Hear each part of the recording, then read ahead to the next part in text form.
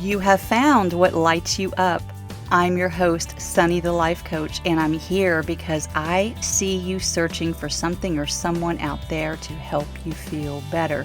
Something to take away the pain that you're feeling, the inadequacies. I know all of the things that happen in life can leave you feeling empty. Your search is over. This podcast is all about finding your own freedom and power to love yourself enough to shine in the ways you were always meant to, the ways in which you are already fully capable of. If you're ready for some real talk, some serious truth bombs, and a few F-bombs, you are in the right place. Let's do this. Let's get lit.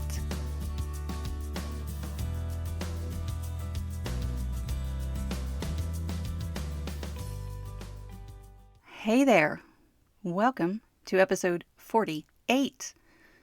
I am having a lot of thoughts after last week's Texas freeze that resulted in massive power outages and a water crisis for millions of humans, untold damage from burst pipes, and most tragic of all, loss of life.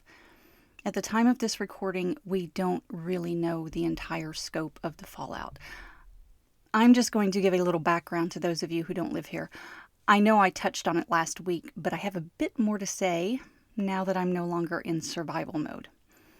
This was about more than the weather or an ice storm, where the outages are localized and typically the result of downed power lines.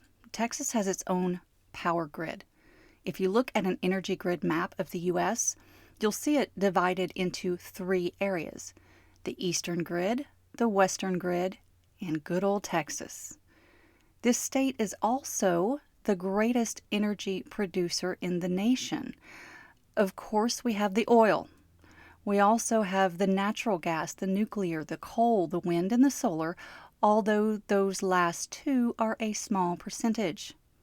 Texas also is not known for harsh winters. However, it has happened before, and there were recommendations to winterize the equipment that produces the oil, gas, nuclear, coal, wind, and solar. But the Texas corporations responsible for generating this energy said, nah, not going to cut into our huge ass profits. That's how we got to where we were last week. Facts. That's how the whole state ended up falling to its knees, and about the only thing that could save us was warmer weather. Unreal. Now let's talk about coming out of the darkness of survival mode and stepping into the full light of awareness and realization. You see, when we're in survival mode, our thoughts are going toward those essential needs, and it's much easier to see how this too shall pass. Now that the sun is shining again, the weather is behaving. Not only behaving, we're at 60 to 70 degrees. And we're thawing out. That reflection starts to set in. And along come the judgments. Let the judgments commence. Listen, I want to believe the Brene Brown logic of people are just doing the best they can. And for the most part, I do subscribe to that. I truly do. Yet, I also subscribe to Maya Angelou's logic of when someone shows you who they are, believe them the first time. And I think I need to go with Maya today because I'm not that let's look at that bright side person. I want to face the darkest parts of humanity. Take it all in and not try to pretend that everything is fine all the damn time, because it most certainly is not. Sometimes people suck. Sometimes we are the people who suck. We are. Let's just be honest here. I have not always been the best human that I can be. I am not always the best human I can be. Acknowledging this does not prevent me from passing judgments on those that I think should know better, do better, and be better. Let's take our two state senators, for example. One is nowhere to be found. Rumor has it he was in Florida golfing, and the other flew his family to Cancun in the middle of our crisis. Yes, it's all a big joke. If you haven't seen the news, just Google John Cornyn and Ted Cruz. The latter is probably going to return the result of a pretty solid SNL sketch. And we can laugh all we want. We can rationalize it all away, say that the Senate is in recess anyway, and what's a senator going to do to restore the grid? Is that really their job? No, of course not. But it is my opinion, and yes, my belief, that people who hold positions of power, our elected officials who are delegated to represent the people, should probably be there for those people when tragedy strikes instead of going MIA. They aren't behaving as they should. And yes, by saying should, I mean they aren't behaving as I would like to see them behave. I'm owning that. Fully owning that I am forming my own opinions and judgments on other humans because they aren't behaving the way that I wish they would. That makes me feel angry. My thoughts about their behavior generates my anger. I know that. And I'm fine with it. I don't want to be passive, and I don't want to change it to a better feeling. And I do have the ability to do that. If I want to change my thoughts, I can use my reflection time to do just that, to change my thoughts about them. Or I can say, you know what? I'm good with this thought. It brings me angry energy, but I don't want to feel good about what they are doing, or in this case, not doing. What I'm saying here is that I don't want you to feel obligated to give another human a free pass simply because they are being human. Yes, humans make mistakes, and yes, we can choose to forgive those mistakes when we are ready to do so. I'm personally not ready to do that with my senators. I'll know when I'm ready, but today is not that day. They have shown me who they are, and I believe them. Another thing that happened last week is that one of my mentors sent an email invitation to coaches to come to her condo in downtown Austin, inviting them to pay a few $1,000s for the privilege of spending a day with her. Now, I didn't get that email. I wouldn't have seen it if I had. You know, you need electricity and internet access to receive email. But I've since learned that it happened because it's been the topic of conversation in our coaching circles. I saw this when I was able to get reconnected to the outside world. I know that it was targeted marketing, and hey, good for her for finding a way to sell out spots on her couch in a matter of minutes. Good for her for being a smart, savvy business owner. I just have a little problem with the timing of that invitation. As a coach who is working to grow her own business, I get it. It's not what I would do, but I get it. She was targeting coaches who had been through her certification program, and perhaps it was received as an amazing opportunity by many. In fact, I'm sure of that based on some of the conversations I've seen. And that's not how I receive it. Again, I didn't find out about it until my power was restored. My electricity, my heat. All I could think about was, what kind of privilege is this to send out such an invitation while people in Austin are suffering? How tone deaf could you possibly be? I had seen the videos of long lines stretched for blocks to get into grocery stores that had empty shelves. I knew how fortunate I was to not have had that same experience here in North Texas, though I've seen similar videos for Dallas, which is only 30 minutes away. Yet, I get it. That invitation was not for the locals. It went out internationally, and she wasn't targeting the people on the street standing in line in freezing temperatures in search of food and water. Her message was intended for people sitting comfortably in their homes and offices where the state of emergency in Texas was nothing but a blurb on the news. I get that. And yes, we are still in the thick of a pandemic. I have friends and neighbors whose homes I haven't been in for a year. So I had to think to myself, really? The optics of that offer, it is just surreal. She has shown me who she is, and I believe her. So let's talk about the fact that people disappoint us. The examples I've given you so far are of people in high places, in literal positions of power, those that we tend to place on pedestals and hold to higher standards because of who they are, their positions of influence. Still, they are deeply flawed humans.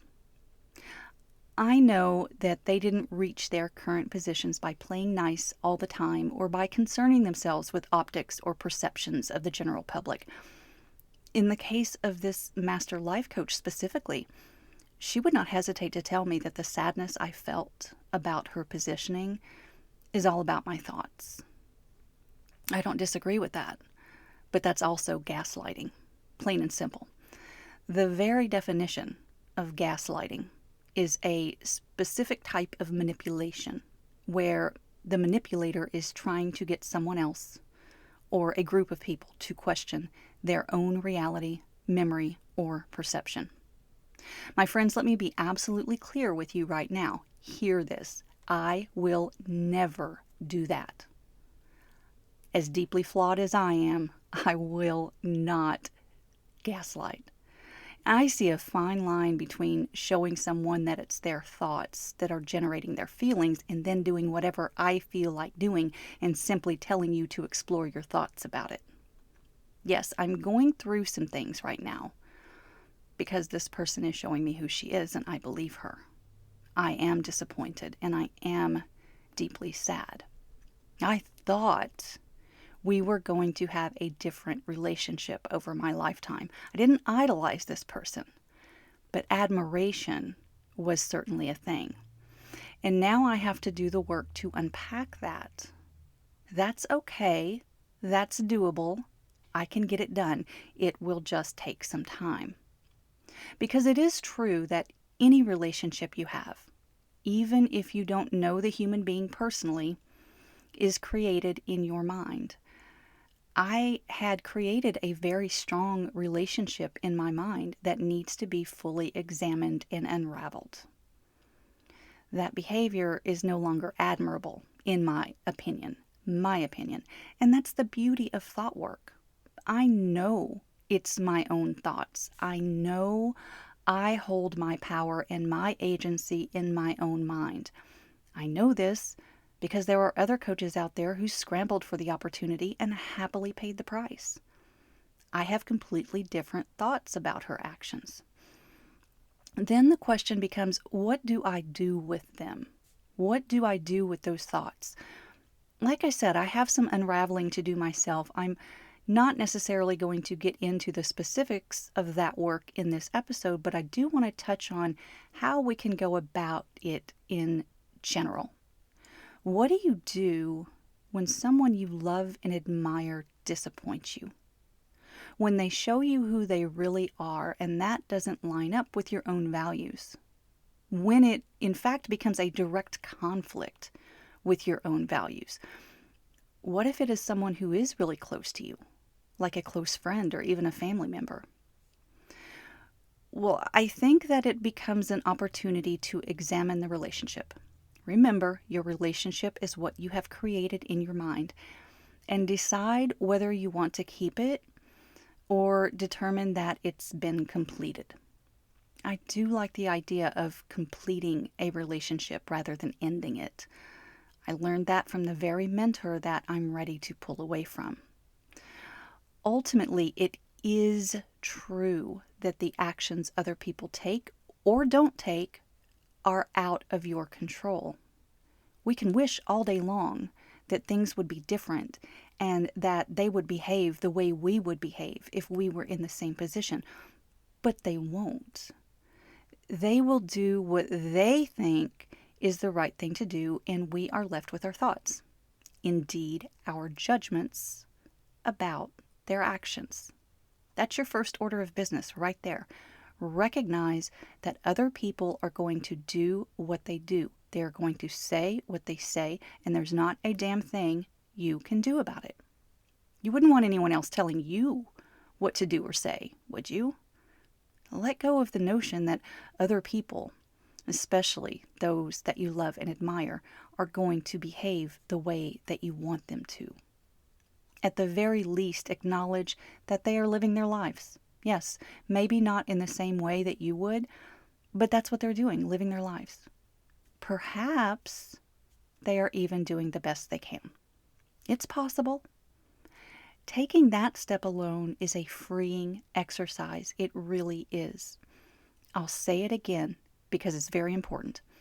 Let go of the notion that other people, especially those that you love and admire, are going to behave the way that you want them to.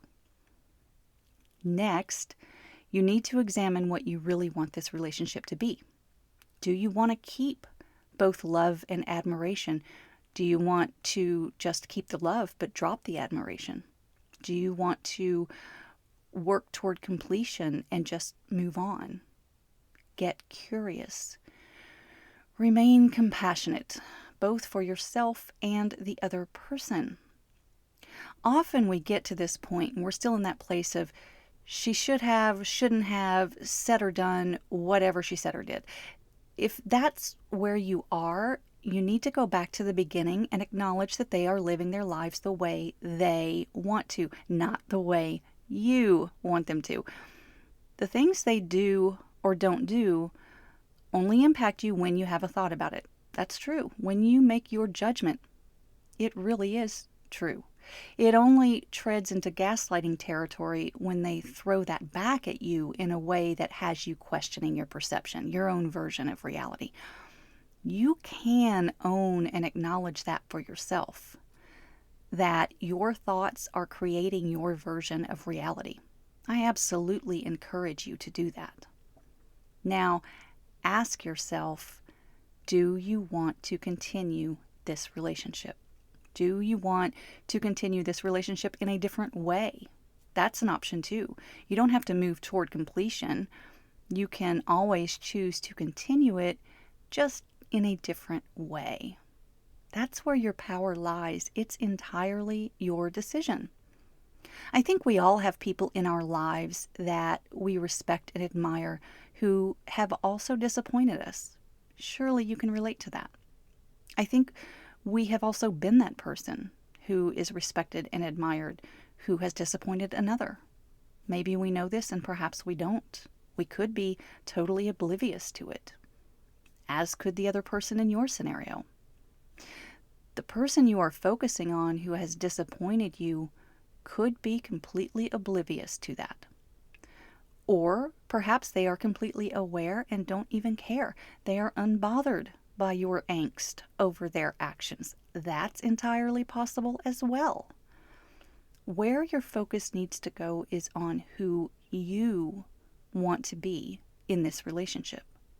Because really, you are the only one you can control. That beautiful mind of yours is the only thing that you have control over.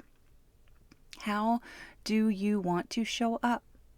What kind of friend, partner, employee, parent, or sibling do you want to be? Make sure that you separate who you are from the other person's behavior. Your response should be disconnected from their behaviors. Who do you want to be, regardless of the other person's actions? That's what I'm currently examining in the example of my mentor. I'm looking at it like an opportunity to explore who I really am. Why does this person's actions bother me so much? Because it's not what I would do. That's my first thought. And if that was my first thought, it's worth a look, isn't it? That gives me the space to really look at myself and ask who I want to be. That really is a gift. When your inner voice and intuition kicks in, it's time to listen. When something doesn't feel right to you, it's an invitation to explore, not what the other person is doing. We're really good at that, aren't we?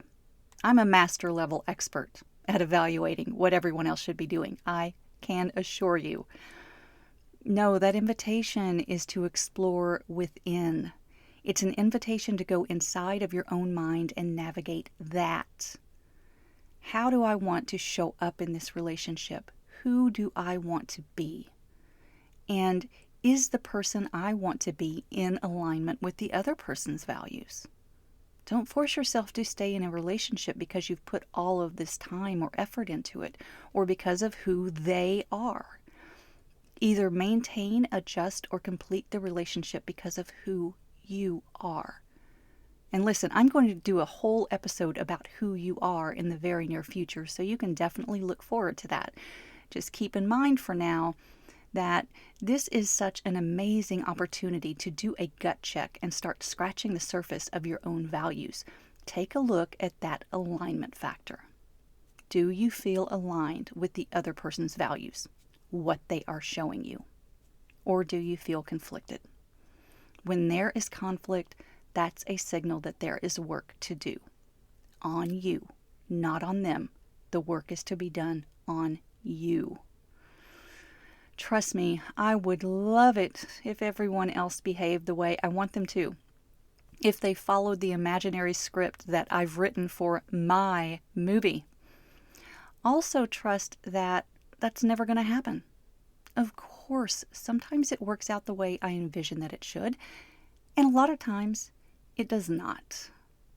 Really, no one can let you down. They can and do simply fall short of your expectations, your ideal scenario version of who they should be. Because people are going to be who they are. They're going to show you who they really are, time and time again. They aren't going to be who you think they are. They are going to be who they really are. Every damn day. As Rumi says, be with those who help your being. And I think this quote is much deeper than it may seem on the surface. I don't think it means only be with people who lift you up and help you to generate happy thoughts most of the time. I think it means that every person you encounter in life can help your being. You know what I mean? Every person that you encounter in life, whether it's a personal relationship or one that you have created out of admiration for their success, is your teacher. There are lessons to be learned when they show you who they are. Those lessons that you learn are about who you are. There is work to be done within, decisions to make about whether you want to continue and how that relationship will look if you do, how it might shift, change, or evolve. The opportunities are endless and the limits are boundless. When people show you who they really are, you get a chance to learn who you really are. Acknowledge that, appreciate it. It is indeed a gift. Finally, I want to touch on my new 30-day course, Feel Better Than Fine No Matter What. I've mentioned it here before, and though I didn't bring it up in my last episode, I was certainly thinking about it with all that was going on. You all, I lost a week due to the power outages, a full week. Ugh. So I'm still doing this. However, I want you to be aware that I am pushing back the start date by 1 week. We're going to talk about all of the things I've been touching on in this podcast over the past year. Dwelling on the past, feeling guilty, comparing yourself to others, wishing things could be different, wishing people around you could be different, how you show up for others, and most importantly, how you show up for yourself.